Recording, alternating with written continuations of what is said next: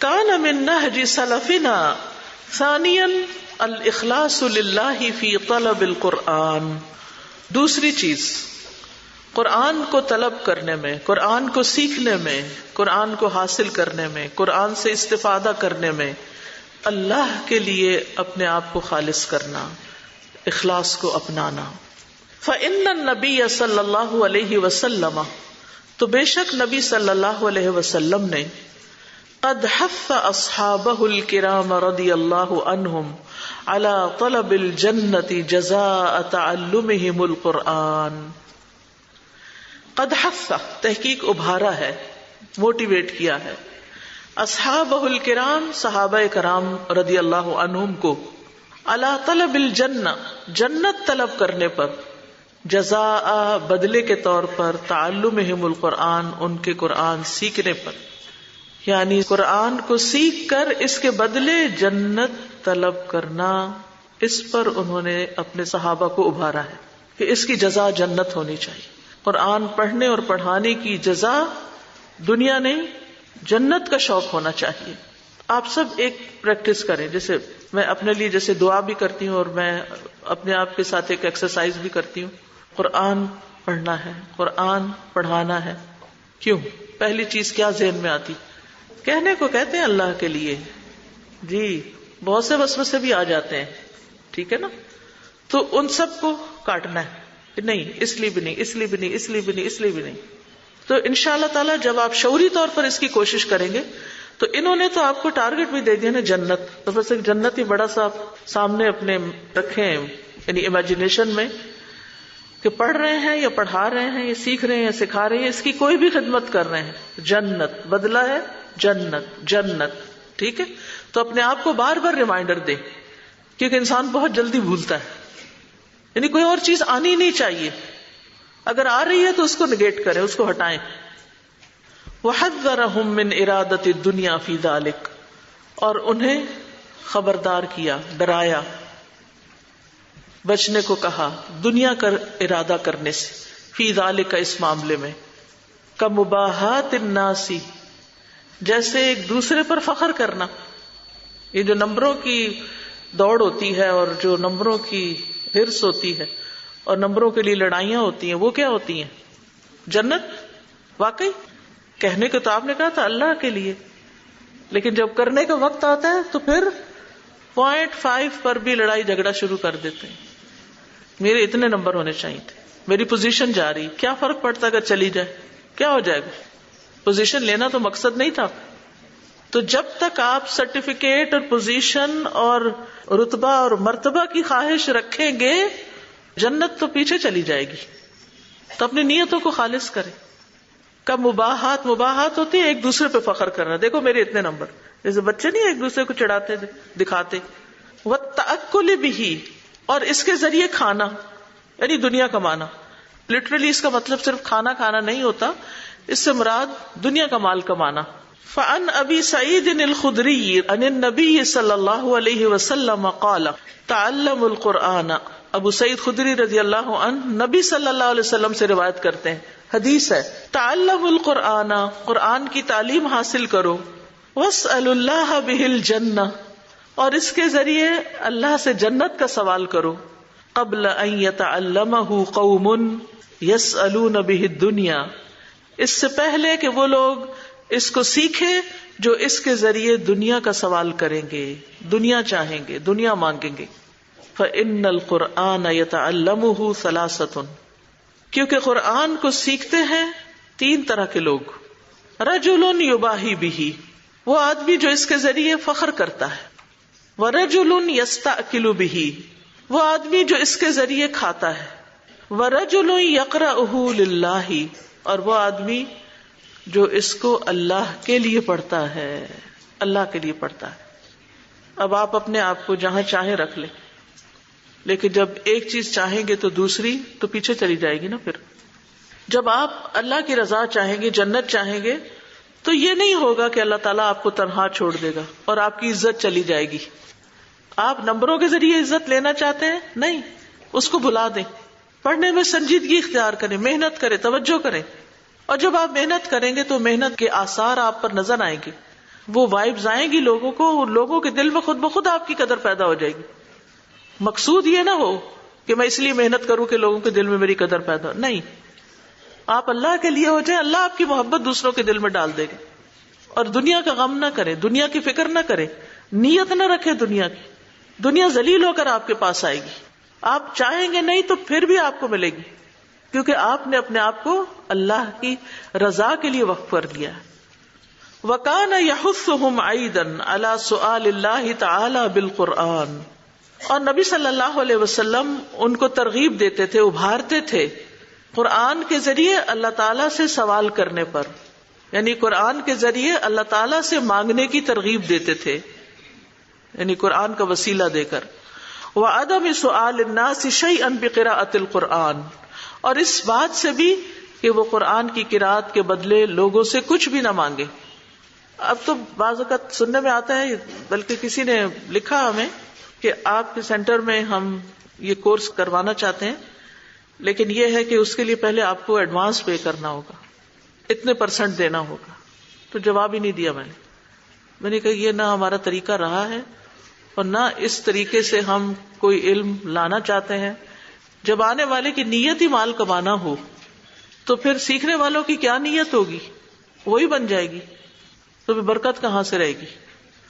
فعن عمران ابن حسین رضی اللہ عنہ، عمران بن حسین سے روایت ہے رضی اللہ عنہ سے، انہ مر علی قارئ یقرأ، وہ ایک قاری قرآن کے پاس سے گزرے جو قرآن پڑھ رہا تھا.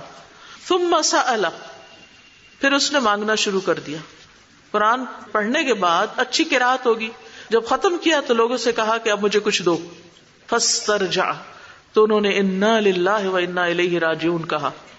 ثم قال، پھر فرمایا، سمعت رسول اللہ صلی اللہ علیہ وسلم یقول، میں نے رسول اللہ صلی اللہ علیہ وسلم کو فرماتے ہوئے سنا ہے، من قرأ القرآن فلیسأل اللہ بہ، جو قرآن پڑھے اسے چاہیے کہ اس کے ذریعے اللہ ہی سے سوال کرے، اللہ کے آگے اپنی حاجتیں رکھے، چھوٹی بھی اور بڑی بھی، پھر آپ دیکھیں کہ کس طرح وہ پوری ہوتی ہیں. فَإِنَّهُ سَيَجِيءُ أَقْوَامٌ، کیونکہ عنقریب ایسے لوگ آئیں گے، يَقْرَؤُونَ الْقُرْآنَ، جو قرآن پڑھیں گے، يَسْأَلُونَ بِهِ النَّاسَ، اس کے ذریعے لوگوں سے سوال کریں گے، مانگیں گے، یعنی قرآن پڑھا کر سوال کریں گے. وَعَنْ سَهْلِ بْنِ سَعْدٍ السَّاعِدِيِّ، سہل بن سعد ساعدی رضی اللہ عنہ روایت کرتے ہیں، قال خرج علینا رسول اللہ صلی اللہ علیہ وسلم یوما، رسول اللہ صلی اللہ علیہ وسلم ایک دن ہمارے پاس آئے، ونحن نقترئ، اور ہم قرآن پڑھ رہے تھے. فقال، تو آپ نے فرمایا، الحمدللہ کتاب اللہ واحد، سب تعریف اللہ کے لیے ہے کہ اللہ کی کتاب ایک ہے. وفیکم الاحمر وفیکم الابید وفیکم الاسود، تم میں سرخ بھی ہیں، سفید بھی ہیں، کالے بھی ہیں. بلال حبشی تھے، صہیب رومی تھے، سلمان فارسی تھے، تو سبھی طرح کے لوگ تھے آپ کے ارد گرد. اقرؤوہ، پڑھو اس کو، قبل ان یقرأ اقوام، اس سے پہلے کہ کچھ لوگ اس کو پڑھیں، یقیمونہ، وہ اس کو اتنا درست طریقے سے پڑھیں، کما یقوم السہم، جس طرح تیر درست کیا جاتا ہے، سیدھا کیا جاتا ہے، قبل اس کے کہ وہ لوگ اس کی قرأت شروع کر دیں جو اسے ایسے سیدھا کریں گے جیسے تیر سیدھا کیا جاتا ہے، تجوید میں کوئی غلطی نہ ہوگی. یتعجل اجرہ، اس کا اجر جلد دیے جائیں گے، ولا یتعجلہ، اور اسے آخرت تک مؤخر نہیں کیے جائیں گے. اور اگر اس کو یتعجل پڑھے تو اجرہ پڑھیں گے، اگر یتعجل پڑھیں تو اجرہ پڑھیں گے. ٹھیک ہے، دونوں طرح پڑھا جا سکتا ہے. یعنی اس کا اجر جلد چاہیں گے، دنیا میں ہی چاہیں گے اجر صلہ، اور اس کو آخرت کے لیے نہیں رکھیں گے. وعن جابر بن عبداللہ، جابر بن عبداللہ سے روایت ہے، قال، کہتے ہیں، دخل النبی صلی اللہ علیہ وسلم المسجد، نبی صلی اللہ علیہ وسلم مسجد میں داخل ہوئے. فَإِذَا فِيهِ قَوْمٌ يَقْرَؤُونَ الْقُرْآنَ، تو وہاں کچھ لوگ قرآن پڑھ رہے تھے. قال اقرأوا القرآن، فرمایا قرآن پڑھو. وابتغوا به اللہ، اور اس کے ذریعے اللہ کو چاہو، اللہ تمہارا مطلوب ہو. یعنی اللہ کا فضل تلاش کرو. من قبل ان یاتی قوم یقیمونہ اقامۃ القدح، من قبل اس سے پہلے، ان یاتی قوم کہ ایسے لوگ آ جائیں، یقیمونہ جو اس کو سیدھا کریں، اقامت القدح جیسے تیر سیدھا کیا جاتا ہے، یتعجلونہ ولا یتعجلونہ وہ اس کی اجرت، اس کا اجر جلدی چاہیں گے یعنی دنیا میں، اور اسے آخرت تک مؤخر نہیں کریں گے. تو اس معنی کی جتنی بھی ڈفرنٹ روایات تھیں ڈفرنٹ صحابہ سے، عمران بن حسین، سہل بن سعد اور جابر بن عبداللہ سے یہاں پر بیان کر دی گئی ہیں کہ نبی صلی اللہ علیہ وسلم نے یہ پیشن گوئی کی تھی. اب اس کی تفسیر دیکھیے اس حدیث کی. عون المعبود شرح سنن نبی داؤد میں اس کی وضاحت کچھ یوں کی گئی ہے، وَسَيَجِيءُ أَقْوَامٌ يُقِيمُونَهُ کہ کچھ لوگ آئیں گے جو اس کو درست کریں گے، سیدھا کریں گے. أَيْ يُصْلِحُونَ أَلْفَاظَهُ وَكَلِمَاتَهُ کہ وہ اس کے الفاظ اور کلمات کی اصلاح کریں گے. وَيَتَكَلَّفُونَ فِي مُرَاعَاتِ مَخَارِجِهِ وَصِفَاتِهِ اور اس کے مخارج اور صفات کی حفاظت یا عنایت میں، اہتمام میں تکلف سے کام لیں گے. تکلف سے کام لینے کا مطلب کیا ہے؟ ان کے اندر اتنا مبالغہ کریں گے کہ وہ عام قرات سے بھی ہٹ جائیں گے. جیسے یعنی بعض لوگ قرآن پڑھتے ہوئے جب مصنوعی طریقے سے مخارج بہت شدت کے ساتھ نکالنے کی کوشش کرتے ہیں تو وہ لطف ہی ختم ہو جاتا ہے قرآن میں سے. کما یقام القدح جیسے تیر سیدھا کیا جاتا ہے. ای یبالغون فی عمل القراءۃ کمال المبالغۃ لأجل الریاء والسمعۃ والمباہات والشہرۃ یعنی قراءت کے عمل میں مبالغہ کریں گے، کمال درجے کا مبالغہ، بہت زیادہ مبالغہ. کیوں؟ لأجل الریاء ریاکاری کے لیے، دکھاوے کے لیے، والسمعۃ اور شہرت کے لیے، والمباہات اور باہم فخر کے لیے، والشہرۃ اور شہرت کے لیے، یعنی ریاکاری، دکھلاوا، فخر اور شہرت حاصل کرنے کے لیے اس میں انتہا درجے کا مبالغہ کریں گے. قال الطیبی، طیبی کہتے ہیں رحمہ اللہ، وفی الحدیث تحری الحسبۃ والاخلاص فی العمل والتفکر فی معانی القرآن والغوص فی عجائب امرہ. اس حدیث میں تحری کا مطلب ہوتا ہے تلاش کرنا، الحسبہ اجر یعنی اجر تلاش کرنے، والاخلاص فی الامر اور عمل میں اخلاص کا اظہار کرنے، والتفکر فی معانی القرآن اور قرآن کے معنی میں غور و فکر کرنے، والغوص فی عجائب امرہ اور اس کے عجائبات میں غور و غوص کرنے کی تلقین کی گئی ہے یا اس کی بات کی گئی ہے. یتعجلونہ ای ثوابہ فی الدنیا، تعجل کا مطلب ہے دنیا میں اس کا ثواب چاہیں گے. ولا یتعجلونہ بطلب الاجر فی العقبہ کہ وہ مؤخر نہیں کریں گے اجر طلب کرنے کو آخرت کے لیے. بل یؤثرون العاجلۃ علی الآجلہ بلکہ وہ جلد ملنے والے اجر کو ترجیح دیں گے بعد میں یا دیر سے ملنے والے اجر کے مقابلے میں. وَيَتَأَكَّلُونَ وَلَا يَتَوَكَّلُونَ وہ اس کے ذریعے کھائیں گے اور اللہ پہ بھروسہ نہیں کریں گے، توکل نہیں کریں گے کہ اللہ تعالیٰ ان کو دینے والا ہے، ان کو عطا کرے گا. وَعَنْ أَبِي هُرَيْرَةَ رَضِيَ اللَّهُ عَنْهُ قَالَ اور ابو ہریرہ رضی اللہ عنہ سے روایت ہے، قال سمعت رسول اللہ صلی اللہ علیہ وسلم یقول میں نے سنا رسول اللہ صلی اللہ علیہ وسلم فرما رہے تھے، ان اول الناس یقضى یوم القیامت قیامت کے دن جن لوگوں کا فیصلہ کیا جائے گا ان میں سب سے پہلے رجل استشہد وہ ایسا شخص ہوگا جو شہید ہوا ہوگا، فأتی به اس کو لایا جائے گا، فعرفہ نعمہ اس کو اللہ تعالیٰ اپنی نعمتوں کی پہچان کرائے گا، فعرفہا تو وہ ان کو پہچان لے گا کہ ہاں یہ نعمتیں مجھے ملی تھی. قال فما عملت فیہا اللہ تعالیٰ فرمائے گا تم نے اس میں کیا عمل کیا، نعمتیں پا کر کیا شکر ادا کیا. قال وہ کہے گا قاتلت فیک حتی استشہدت کہ میں نے تیری خاطر جنگ کی یہاں تک کہ میں شہید ہو گیا. قال کذبت اللہ تعالیٰ فرمائے گا تم نے جھوٹ کہا، ولکنک قاتلت تم نے تو اس لیے جنگ کی تھی لأن یقال جریء کہ تجھے بہادر کہا جائے. فقد قیل تو وہ تو کہہ دیا گیا، دنیا میں تمہیں کہہ دیا گیا. ثم امر به فسحب على وجهه پھر اس کے بارے میں حکم دیا جائے گا تو وہ اپنے چہرے کے بل گھسیٹا جائے گا. حتی القی فی النار، یہاں تک کہ آگ میں ڈال دیا جائے گا. دنیاوی مقاصد کے لیے جان دینے والا بھی شہادت کے اصلی درجے کو نہیں پہنچتا. ہم تو ہر ایک کے اوپر شہید کا ٹائٹل لگا دیتے ہیں. شہید وہ ہوتا ہے جو اللہ کے راستے میں مرے. وَرَجُلٌ تَعَلَّمَ الْعِلْمَ، اور وہ شخص اب لایا جائے گا جس نے علم حاصل کیا ہوگا. وَعَلَّمَهُ، اور اس کو سکھایا ہوگا.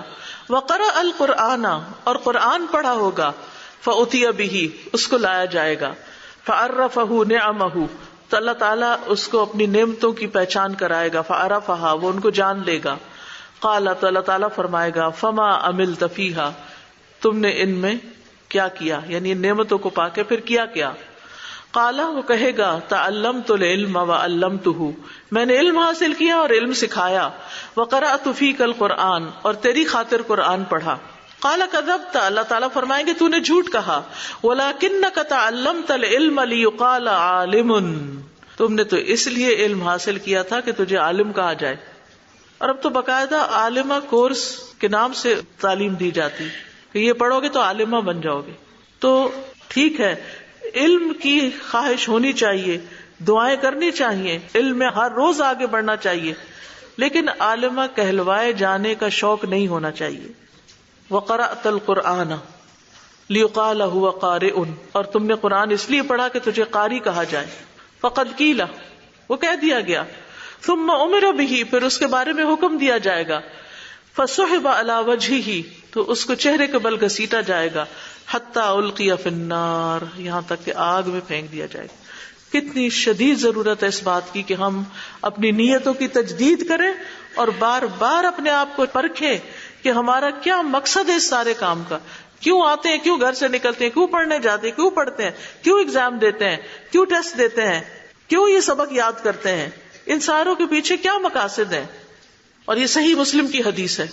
ان عمر بن الخطاب رضی اللہ عنہ قال، عمر بن خطاب رضی اللہ عنہ کہتے ہیں، لقد اتا علینا حین، ہم پر ایک زمانہ آیا، وما نرى ان احدا يتعلم القرآن يريد به الا اللہ، اور نہیں ہم دیکھتے تھے مگر یہ کہ کوئی بھی ایسا نہیں تھا کہ جو قرآن کو پڑھنے کا ارادہ کرے اللہ کے سوا کسی اور مقصد کے لیے.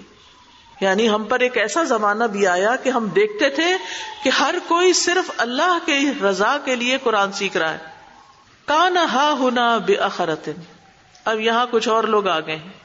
خشیت ان رجالا یتعلمونہ یریدون بہ الناس وما عندہم، میں ڈرتا ہوں کہ بے شک لوگ اس کو سیکھیں گے جس کے ذریعے وہ لوگوں کا ارادہ کریں گے، یعنی لوگوں کی نگاہ میں ان کا مقام بلند ہو جائے، اور جو لوگوں کے پاس ہے وہ مل جائے، چاہے واہ واہی کیوں نہ ہو، تعریف ہی کیوں نہ ہو، یا مال ہی کیوں نہ ہو. فَأَرِيدُ اللَّهَ بِقِرَاءَتِكُمْ وَأَعْمَالِكُمْ، اپنی قرات اور اپنے اعمال سے اللہ کی رضا چاہو. وَإِنَّا كُنَّا نَعْرِفُكُمْ إِذْ فِينَا رَسُولُ اللَّهِ صلی اللہ علیہ وسلم، اور بے شک ہم تم کو پہچانتے تھے جب ہم میں رسول اللہ موجود تھے صلی اللہ علیہ وسلم. وَإِذْ يَنزِلُ الْوَحْيُ، اور جب وحی نازل ہو رہی تھی. وَإِذْ يُنَبِّئُنَا اللَّهُ مِنْ أَخْبَارِكُمْ، اور جب اللہ تعالیٰ ہمیں تمہاری خبریں دے دیتا تھا. فَأَمَّا الْيَوْمَ، لیکن آج، فَقَدْ مَضَى رسول اللہ صلی اللہ علیہ وسلم، رسول اللہ صلی اللہ علیہ وسلم تو تحقیق جا چکے ہیں. وَانْقَطَعَ الْوَحْيُ، وحی کا سلسلہ بھی ختم ہو چکا ہے. وَإِنَّمَا اعرفکم بما اقول، اور بے شک میں تمہیں پہچانتا ہوں اسی کے ساتھ جو میں کہہ رہا ہوں. من اعلن خیرا حببناہ علیہ، جس نے خیر ظاہر کی ہم اس سے محبت کریں گے اس خیر پر. وظننا به خیرا، اور ہم اس کے بارے میں اچھا ہی گمان رکھیں گے. ومن اظہر شرا بغضناہ علیہ، جس نے شر کا اظہار کیا، برائی کا اظہار کیا، تو ہم اس پر اس سے بغض رکھیں گے. وَظَنَنَّا بِهِ شَرًّا، اور اس کے بارے میں برا گمان بھی رکھیں گے. سَرَائِرُكُمْ فِي مَا بَيْنَكُمْ وَبَيْنَ اللَّهِ عَزَّ وَجَلَّ، تمہارے پوشیدہ اعمال تو تمہارے اور اللہ عز و جل کے درمیان ہے، تو یعنی تمہارے دلوں کا حال تو اللہ کو پتا ہے. وَقَالَ الْآجُرِّيُّ، را پہ شد ہے، جری، یہ 280 ہجری میں فوت ہوئے تھے. رحمہ اللہ، اللہ ان پہ رحم کرے. تعلیقاً علی کلام عمر رضی اللہ عنہ، وہ عمر رضی اللہ عنہ کے کلام پر تعلیق بیان کرتے ہیں، یعنی اس کے اوپر کمنٹ کرتے ہیں، تبصرہ کرتے ہیں. فَإِذَا كَانَ عُمَرُ بْنُ الْخَطَّابِ رضی اللہ عنہ قد خاف علی قوم قرأوا القرآن فی ذلک الوقت بمیلہم الی الدنیا، کہ اگر عمر بن خطاب رضی اللہ تعالی عنہ ڈرے تھے ایسے لوگوں کے بارے میں جو قرآن پڑھتے تھے اس وقت میں کہ وہ دنیا کی طرف مائل ہو جائیں گے، فما ظنک بہم اليوم، تو آج تمہارا ان کے بارے میں کیا خیال ہے؟ اور یہ 280 ہجری کی بات ہو رہی، آج 1440 میں کیا حال ہے؟ وقد اخبرنا النبی صلی اللہ علیہ وسلم، اور نبی صلی اللہ علیہ وسلم نے ہمیں خبر دی، انہ یکون اقوام یقرؤون القرآن یقیمونہ کما یقیمون القدح، کہ کچھ لوگ ہوں گے جو قرآن کو پڑھیں گے اس کو اس طرح سیدھا کریں گے، اتنا صحیح پڑھیں گے جیسے تیر سیدھا کیا جاتا ہے، یتعجلونہ ولا یتعجلونہ، اس کا اجر جلدی چاہیں گے اور اس کو مؤخر نہیں کریں گے، آخرت میں طلب نہیں کریں گے، یعنی یطلبون بہ عاجلۃ الدنیا، کہ اس کے ذریعے دنیا کی جلد ملنے والی نعمت یا جلد ملنے والی بھلائی طلب کریں گے، ولا یطلبون بہ الآخرہ، اور اس کے ساتھ آخرت طلب نہیں کریں گے۔ قال بعض العلماء، بعض علماء کا کہنا ہے، استجرار الجیفۃ بالمعازف اہون من استجرارها بالمصاحف، استجرار کھینچ لانا، الجیفہ مردار کا یعنی دنیا کا، ایک اور روایت میں آتا نا دنیا جیفۃ و طالبها کلاب، دنیا مردار ہے اور اس کے چاہنے والے کتے، تو استجرار الجیفتی مردار کھینچ لانا، بالمعازف معازف کے ساتھ یعنی موسیقی کے ساتھ، موسیقی کی محفل جما کے دنیا کٹھی کر لینا، اہون وہ زیادہ بہتر ہے، زیادہ ہلکا ہے، من استجرارها بالمصاحف کہ وہ دنیا لائی جائے قرآن کے ساتھ، قرآن پڑھ کر گھسیٹی جائے، یعنی قرآن کی محفل سجا کر مال کٹھا کرنا زیادہ برا ہے بنسبت موسیقی کی محفل لگا کے مال کٹھا کرنا۔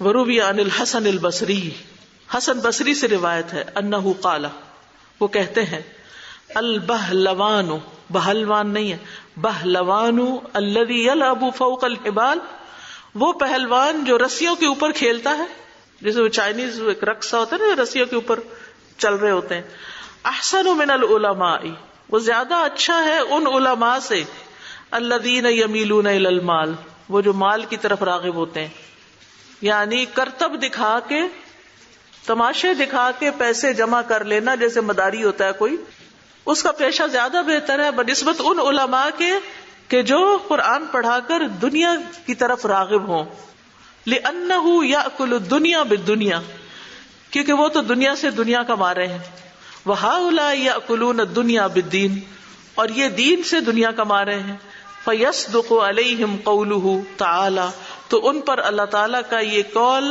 صادق آتا ہے، اولئک الذین اشتروا الضلالۃ بالہدی فما ربحت تجارتہم وما کانوا مہتدین، یہی وہ لوگ ہیں جنہوں نے ہدایت کے بدلے گمراہی خریدی تو نہ ان کی تجارت نے ان کو نفع دیا اور نہ ہی وہ ہدایت پانے والے بنے۔ قال الآجری رحمہ اللہ، فاما من قرأ القرآن للدنیا ولابناء الدنیا، تو جہاں تک اس شخص کا تعلق ہے جو قرآن پڑھتا ہے دنیا کے لیے اور دنیا کے بیٹوں کے لیے یعنی دنیا داروں کے لیے، فإن من اخلاقہ، تو اس کے اخلاق میں سے کیا ہوگا، اس کا اخلاق یہ ہوگا، ان یکون حافظا لحروف القرآن، کہ وہ قرآن کے حروف کا حافظ ہو، مضیعا لحدودہ، اس کی حدود یعنی اس کے معانی اور اس کے اوپر عمل کرنے کو ضائع کرنے والا ہو، متعظما فی نفسہ، اپنے آپ کو بڑا سمجھنے والا ہو، یعنی اپنی بڑی تعظیم کرتا ہے کہ میں بڑی چیز ہوں، متکبرا علی غیرہ، دوسروں پر تکبر کرتا ہے، دوسروں کے مقابلے میں خود کو بڑا اچھا سمجھتا ہے، قد اتخذ القرآن بدعۃ، اس نے قرآن کو سامان تجارت بنا رکھا ہے، یتأکل بہ الاغنیاء، جس کے ساتھ وہ مالداروں سے کھاتا ہے، ویستقضی بہ الحوائج، اور اس کے ذریعے وہ اپنی ضروریات پوری کرتا ہے، یعظم ابناء الدنیا، وہ دنیا داروں کی تعظیم کرتا ہے، مال والوں کی تعظیم کرتا ہے، مال والوں سے محبت کرتا ہے، ان کے آگے بڑا جھکتا ہے، وَيُحَقِّرُ الْفُقَرَاءَ، اور فقیروں کو حقیر سمجھتا ہے، یعنی غریب طالب علم ہو تو اس کو کوئی عزت نہیں دیتا. ان علم الغنی رفق بہ، اگر کسی غنی کو مالدار کو سکھاتا ہے تو اس سے بڑی نرمی برتتا ہے. طمعا فی دنیاہ، اس کی دنیا میں طمع رکھتے ہوئے، لالچ رکھتے ہوئے. وان علم الفقیر زجرہ، اور اگر کسی فقیر کو سکھاتا ہے تو اس کی خوب ڈانٹ ڈپٹ کرتا ہے. وعنفہ، اور اس پہ سختی کرتا ہے. لأنہ لا دنیا لہ، کیونکہ اس بیچارے کے پاس دنیا جو نہیں. یطمع فیہا، جس کی یہ طمع رکھتا ہے. تو نقشہ کھول کے رکھ دیا ان لوگوں کا کہ جو قرآن کو بدنیتی کے ساتھ پڑھتے ہیں. یعنی بنیادی طور پر اس باب میں یا اس حصے میں جو انہوں نے بات کی ہے وہ اخلاص کی ہے کہ قرآن کو خالص نیت سے پڑھنا اور پڑھانا چاہیے. اور احسن عمل بھی وہی ہوتا ہے جس میں اخلاص ہو اور سنت کی مطابقت ہو. یہ جو قرآن میں آتا ہے نا لِيَبْلُوَكُمْ أَيُّكُمْ أَحْسَنُ عَمَلًا، تو اس کی یہ تفسیر بھی کی گئی ہے ایکم اخلص عملا، کہ تم میں سے کون عمل میں خالص ہے. حقیقت یہ ہے جو دنیا چاہتا ہے اس کو دنیا مل جاتی ہے، جو آخرت چاہتا ہے اس کو آخرت ملتی ہے. انبیاء علیہ السلام نے خالص اللہ کی رضا کے لیے اس کام کو کیا، تو جو لوگ ان کے طریقے پہ چلتے ہوئے یہ کام کریں گے اس میں برکت بھی ہوگی. اخلاص سے انسان خوف اور غم سے نجات پا جاتا ہے، شیطان کے وسوسوں سے نجات پا جاتا ہے، کیونکہ اس نے کہا تھا رب بما اغویتنی لازینن لهم فی الارض ولاغوینہم اجمعین الا عبادک منہم المخلصین. اس نے کہا ہے میرے رب چونکہ تو نے مجھے گمراہ کیا، میں ضرور ان کے لیے زمین میں زینت پیدا کروں گا، زمین کو مزین کروں گا، اور ہر صورت میں ان سب کو گمراہ کر دوں گا مگر ان میں سے تیرے وہ بندے جو خالص کیے ہوئے ہیں، یعنی جن کو تو نے ان کے اخلاص اور توکل کی وجہ سے، ایمان کی وجہ سے خالص کر لیا ہے. تو اخلاص کے فائدوں میں سے یہ بھی ہے کہ اللہ کی نعمت بھری جنتیں ملیں گی. الا عباد اللہ المخلصین اولئک لہم رزق معلوم فواکہ وہم مکرمون فی جنات النعیم. مگر اللہ کے خالص کیے ہوئے بندے یہی لوگ ہیں جن کے لیے مقرر رزق ہے، طرح طرح کے پھل، اور وہ عزت بخشے گئے ہیں نعمت والے باغوں میں. جب اخلاص نہیں ہوتا تو پھر کیا ہوتا ہے؟ جیسی نیت ہوتی ہے ویسا ہی بدلہ مل جاتا ہے. رسول اللہ صلی اللہ علیہ وسلم نے فرمایا جو شخص اللہ کے راستے میں جہاد کرے اور نیت نہ رکھے مگر ایک رسی حاصل کرنے کی کہ جاؤں گا لڑوں گا تو مال غنیمت ملے گا، بس اس کو وہی چیز مل جائے گی جو اس کی نیت ہے. اور بس انسان اللہ کی اتنی بڑی کتاب کی خدمت کرے اور اس سے نیت اس کی صرف حقیر دنیا کمانا ہو تو آپ سوچئے اس نے کیا کمایا، کتنا گھاٹے کا سودا کیا. یہ بھی یاد رکھیے کہ بری نیت کی وجہ سے بڑے سے بڑا عمل حقیر ہو جاتا ہے. بظاہر دیکھنے میں بہت بڑی نیکی آپ کی، لیکن نیت خراب ہے تو اجر کے اعتبار سے زیرو ہے. ابن مبارک کہتے ہیں کتنے کتنے بڑے عمل ہیں جن کو نیت حقیر کر دیتی ہے. اس کی دلیل یہ ہے کہ جس آدمی نے ہجرت کی تو ہجرت کرنا اعمال میں بہت بڑا عمل ہے، لیکن یہ عمل حقیر ہو گیا، بری نیت کی وجہ سے اس کا اجر چلا گیا. حالانکہ اس نے اپنا گھر بار وطن سب کچھ چھوڑا تھا لیکن نیت خراب تھی. اور آخرت میں محرومی تو ہے ہی، یعنی جو آخرت کے لیے عمل نہیں دنیا کے لیے عمل کرے گا اس کا آخرت میں کوئی حصہ نہیں ہوگا. اللہ تعالی ہمیں اخلاص عطا فرمائے. السلام علیکم ورحمۃ اللہ. استاذہ میں نے یہ پوچھنا تھا کہ میں اسلامک اسٹڈیز پڑھاتی ہوں، تو چاہے کچھ بھی ہو دل کے اندر ایک یہ حرص ضرور ہوتی ہے کہ نمبر آف ایز بچوں کے زیادہ آ جائیں.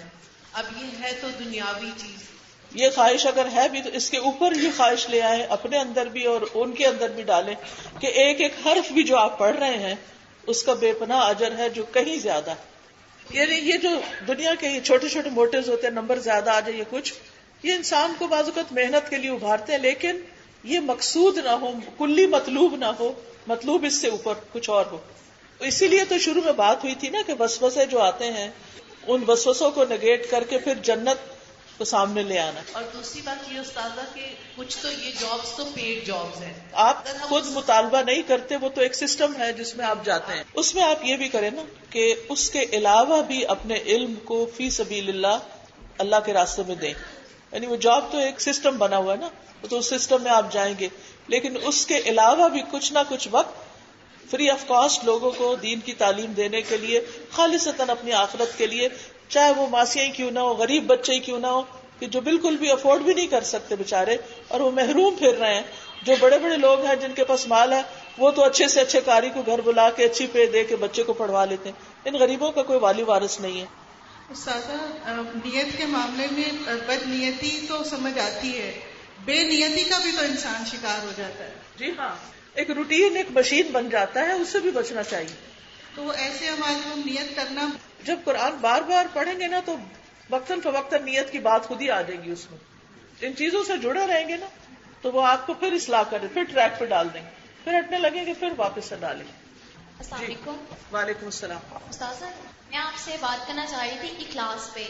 آج بات ہوئی کہ قرآن پڑھنے والوں کے لیے کبھی پرانا نہیں ہوتا، تو جو مجھے سمجھ میں آئی وہ اس کے لیے نہیں ہوتا جس میں اخلاص ہوتا ہے. جی. جب انسان مشکل میں ہوتا ہے اور اللہ سبحانہ و تعالیٰ کے سامنے جھکتا ہے وَاسْتَعِینُوا بِالصَّبْرِ وَالصَّلَاةِ، تو تب بھی اس کے لیے ایاک نعبد و ایاک نستعین کا ایک نیا معنی سامنے آتا ہے کیونکہ اس میں اخلاص ہوتا ہے.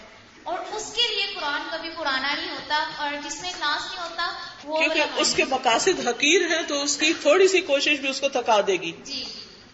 اور وہ وہاں تک ہی کام کرے گا جہاں تک وہ مقصد پورا ہوگا، اس سے آگے نہیں کرے گا. اخلاص سب سے زیادہ ضروری ہے انسان کے، اگر وہ قرآن کو ہر دفعہ نئے معنی کے ساتھ پانا چاہتا ہے. صحیح. قرآن کھولے اور اللہ سبحانہ و تعالیٰ کی ذات کے لیے اسے پڑھنا شروع کرے. واتقوا اللہ ویعلمکم اللہ، تقوی کے ساتھ علم آتا ہے، سمجھ اور فہم آتا ہے.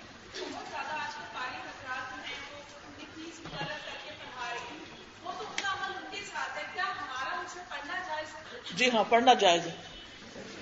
اب یہ پیج نمبر 135 پر ہے. آپ صلی اللہ علیہ وسلم کی حدیث بیان کی گئی ہے کہ قرآن کی تعلیم حاصل کرو اور اس کے ذریعے اللہ سے جنت کا سوال کرو. زبردستی کہ ایسے لوگ اس کی تعلیم حاصل کریں جو اس کے ذریعے دنیا کا سوال کریں. تو اس میں ہمارے لیے کیا عمل ہے کہ الحمدللہ ہم قرآن کی تعلیم کس لیے حاصل کر رہے ہیں؟ لوگوں کو ان کے حال پہ چھوڑ دیں، وہ بھی پڑھیں اور سمجھیں اور اپنی نیت درست کر لیں. ہمیں تو اپنی فکر کرنی چاہیے. سفیان ابن عیینہ کہتے ہیں کہ کوئی چیز مجھ پر اتنی بھاری نہیں پڑی، اتنی مشکل نہیں پڑی جتنی نیت کا علاج. یہ سب سے مشکل کام ہے.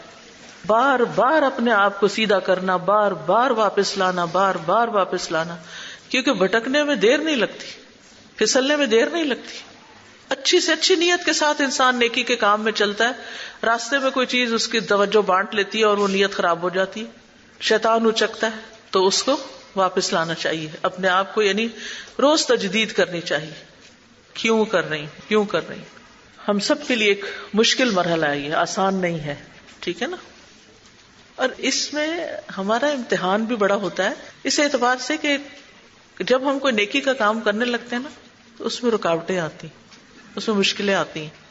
وہ کیوں آتی ہیں؟ کبھی سوچا آپ نے؟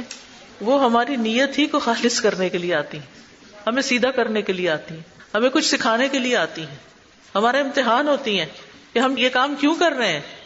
تو وہ ہم اگر اصل سبق نہیں لیتے نا اس سے، کیونکہ اگر رکاوٹ آتی ہے اور پھر بھی ہم جمے رہتے ہیں، استقامت اختیار کرتے ہیں کہ نہیں یہ تو کام کرنا ہی کرنا ہے نا، چھوڑنا تھوڑی. اللہ کے لیے شروع کیا تھا تو اس کو مکمل کرنا ہے.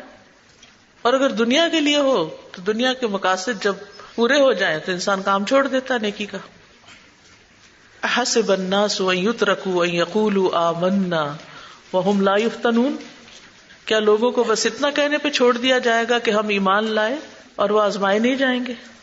تو یہ چیز اگر انسان کو سمجھ آ جائے نا کہ نیکی کے رستے میں جو آزمائشیں آتی ہیں، ایمان ہو، عمل صالح ہو، تعلم ہو، تعلیم ہو، کچھ بھی ہو، اس میں جو پریشانیاں آتی ہیں، جو لوگوں کی باتیں سننی پڑتی ہیں، بعض اوقات بے عزتی برداشت کرنی پڑتی ہے، بعض اوقات اندر سے مسئلے ہوتے ہیں، کیونکہ دشمن دو طرف ہے نا، ایک اندر بیٹھا ہوا ہے، ایک باہر ہے. جو اندر بیٹھا ہوا ہے وہ نفس ہے. تو نفس کے کتنے تقاضے ہوتے ہیں، کہاں کہاں پھسلا دیتا ہے انسان کو. سستی تو نہیں آئی کبھی آپ کو دین کے کام میں؟ آج چھٹی کر لیتے ہیں، اچھا پھر کر لیں گے، بعد میں کر لیں گے، اس نے بھی تو نہیں کیا تھا. یہ سب چیزیں جو ہے نا، یہ اندر کا دشمن جو ہے نا، کہ وہ سجھاتا ہے، ہمت توڑتا ہے، ارادے کمزور کرتا ہے. اور اوپر سے شیطان باہر کا دشمن، وہ وسوسے ڈالتا ہے. اور پھر کبھی وہ من الجنت ہی ہوتا ہے اور کبھی والناس ہوتا ہے. کبھی نظر نہیں آتا اور کبھی نظر بھی آتا ہے، انسانوں کی شکل میں آتا ہے، جو آ کے بڑے مہربان بن کے ہمیں ہمارے راستے سے روکنا چاہتے ہیں. محبت کے ساتھ روکتے تو پھر آپ ٹال بھی نہیں سکتے. اور ماں باپ بےچارے جو محبت کے ساتھ ہمیں نیکی کے راستے پہ ڈالنے کے لیے دن رات محنت کرتے ہیں، ان کی محبت ہمیں محسوس ہی نہیں ہوتی. وہ نفرت محسوس ہوتی ہے، وہ بوجھ محسوس ہوتی ہے. اس محبت کی ہم قدر ہی نہیں کرتے کہ یہ کیا چاہتے ہیں، کیوں ہمارے لیے اتنی مشقت کر رہے ہیں. کس طرح بچے جواب دیتے ہیں، یا بار بار نہ کہا کریں، سن لیا، ہمیں پتا ہے، ہم جانتے ہیں. تو یہ اریٹیشن جو ہے کسی بھی موقع پر، کسی بھی مرحلے پر اگر ہمارے اندر بھی آتی ہے، اگر استاد کوئی بات کہتا ہے یا کوئی اور خیر خواہ کوئی بات سمجھاتا ہے اور اس وقت ہم اس سے اوفینڈ ہوتے ہیں کہ یہ کیا بات ہوئی، بار بار یہی بات کی جا رہی ہے، یا کبھی استاد ڈانٹ دیتا ہے یا کبھی کوئی ناراضگی کا اظہار کرتا ہے، تو اس پر بجائے اس کے کہ ہم اور کریں اپنی غلطی پر، ہم فوراً سوچنے لگتے ہیں کہ بس مجھے نہیں پڑھنا، بس اتنا کافی، اور نہیں کرنا. پڑھنے کی حد تک پھر بھی کہ چلو اتنا اس پہ وقت لگایا، اس کی ڈگری مکمل کرے، اپنی ڈگری کی خاطر پڑھنا ہے تو ڈگری تو پوری کرے نا. لیکن جب دین کا کام کر رہے ہوتے ہیں نا تو اس پر تو کوئی ڈگری نہیں ملنی ہوتی.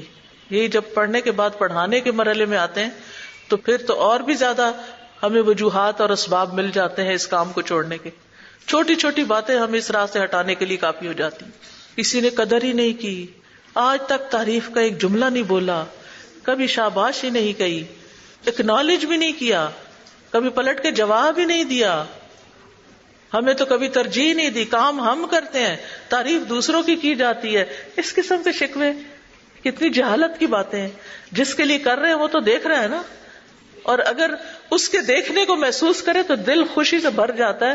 کوئی دیکھے یا نہ دیکھے وہی کافی ہو جاتا ہے. وہ کہتے ہیں جو رجا ہوتا ہے نا، جو پیٹ بھرا ہوتا ہے نا جس کا، اسے اور کھانے کی طلب نہیں ہوتی. جس کا پیٹ اللہ کی محبت سے بھرا ہوا ہے نا کہ اللہ دیکھتا اور اللہ کے لیے کر رہے ہیں، پھر اس کو طلب نہیں رہتی کہ کوئی اور کرے، وہ پھر بیزاری ہوتی ہے بلکہ. تو یہ بہت چھوٹے مقاصد ہیں لوگوں سے قدر چاہنے والے. ٹھیک ہے، تو اللہ تعالیٰ ہمیں توفیق دے کہ ہمارا دل دماغ کھلے اور ہم جنت کے لیے، اللہ کی رضا کے لیے، اللہ کے دیدار، اللہ کے وجہ کے لیے یہ سب کچھ کریں، اور اسی سے انشاءاللہ استقامت نصیب ہوگی اور مرتے دم تک اس کو جاری رکھیں.